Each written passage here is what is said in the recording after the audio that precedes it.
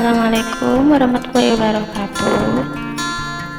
Teman-teman semua, pada hari ini kelompok 1 akan membahas mengenai teori akuntansi pendekatan regulatoris.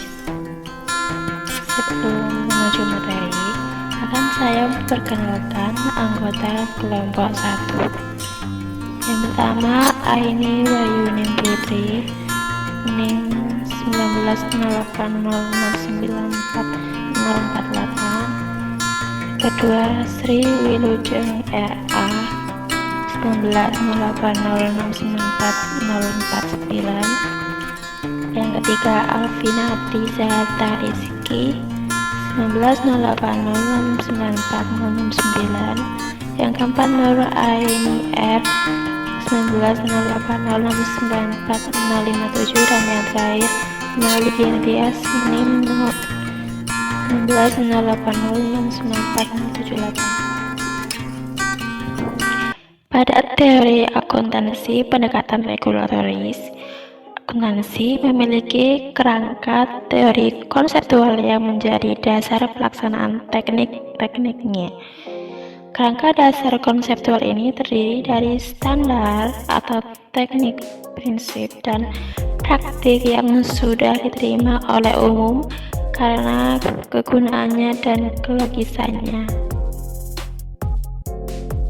Assalamualaikum warahmatullahi wabarakatuh. Di sini saya Nur Aini Madani akan mempresentasikan terkait dengan materi hakikat standar akuntansi.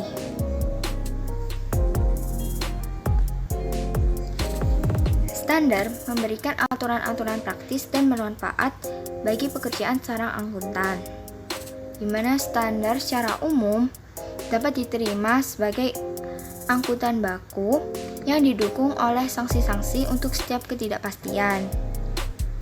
Nah, standar akuntansi biasanya terdiri dari 3 bagian. Yang pertama, deskripsi masalah yang harus diselesaikan. 2. Diskusi dengan pertimbangan yang sehat atau cara-cara untuk menyelesaikan masalah. Yang ketiga, selanjutnya sejalan dengan keputusan atau teori yang ada dengan solusi yang disarankan. Secara umum standar, terutama standar audit, dibatasi hanya untuk butir nomor 3, yang telah menimbulkan banyak kontroversi dengan tidak adanya teori-teori yang mendukung dan digunakannya pendekatan perumusan ad hoc. Sekian presentasi dari saya. Terima kasih. Untuk materi yang selanjutnya, saya akan menjelaskan mengenai persyaratan standar dalam akuntansi. Dalam menilai subjek masalah dari standar, ED membagi persyaratan-persyaratan standar menjadi 4 tipe utama.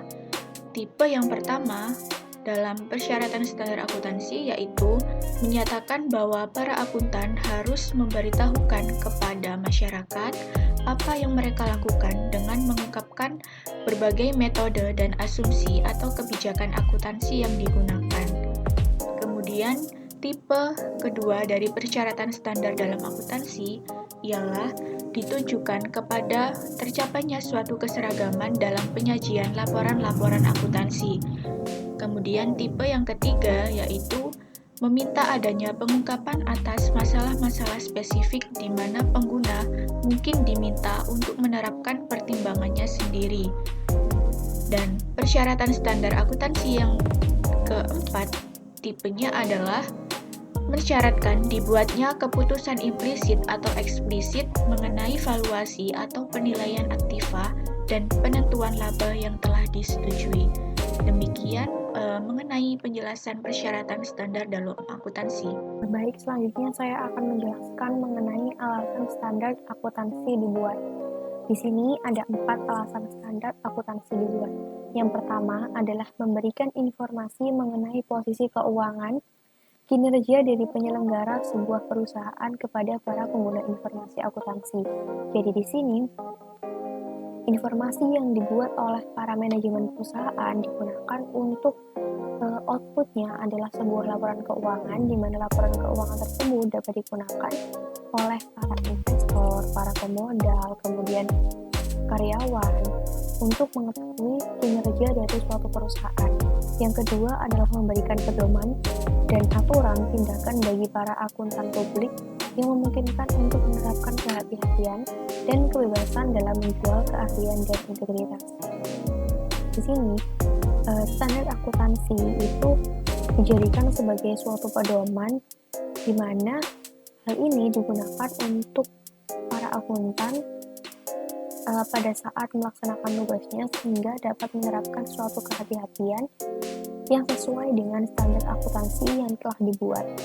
Kemudian yang ketiga adalah memberikan database kepada pemerintah mengenai berbagai variabel yang dianggap sangat penting.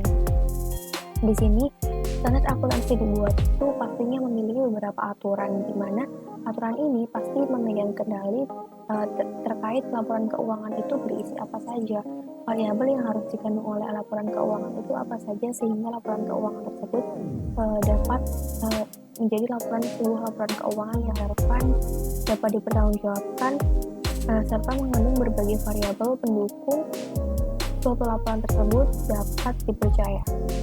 Kemudian yang keempat yaitu menumbuhkan minat dalam prinsip-prinsip dan teori bagi mereka yang memiliki perhatian dalam disiplin ilmu akuntansi. Jadi di sini standar akuntansi itu selain digunakan sebagai suatu pedoman, juga digunakan untuk menumbuhkan minat dalam prinsip-prinsip dan teori.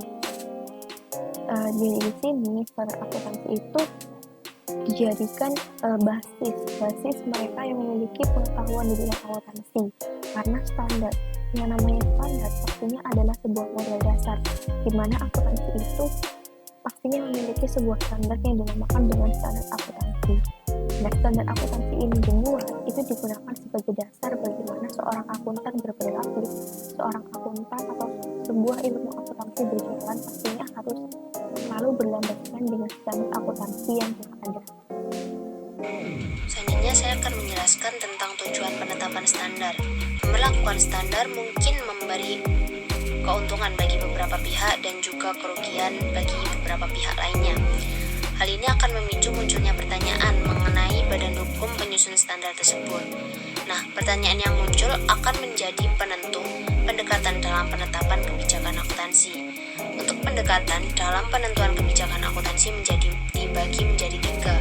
Yang pertama ada pendekatan ketetapan penyajian, di mana pendekatan ini mendukung pelaporan secara netral dan pencarian ketetapan penyajian. Akuntansi akan dibandingkan dengan pembuatan peta keuangan, di mana pembuatan peta keuangan tersebut dibuat secara akurat dan tepat. Untuk yang kedua, ada pendekatan konsekuensi ekonomi, di mana pendekatan akan memberikan konsekuensi ekonomi yang baik daripada konsekuensi ekonomi yang buruk. Dan yang ketiga, pendekatan kritikal interpretatif, di mana pendekatan ini berpendapat bahwa pelaporan keuangan hendaknya digunakan sebagai instrumen sosial, bahkan suatu perubahan sosial yang radikal. Nah, itulah teman-teman materi yang bisa kelompok kami sampaikan. Semoga bermanfaat dan segala kekurangannya mohon dimaafkan. Terima kasih. Wassalamualaikum warahmatullahi wabarakatuh.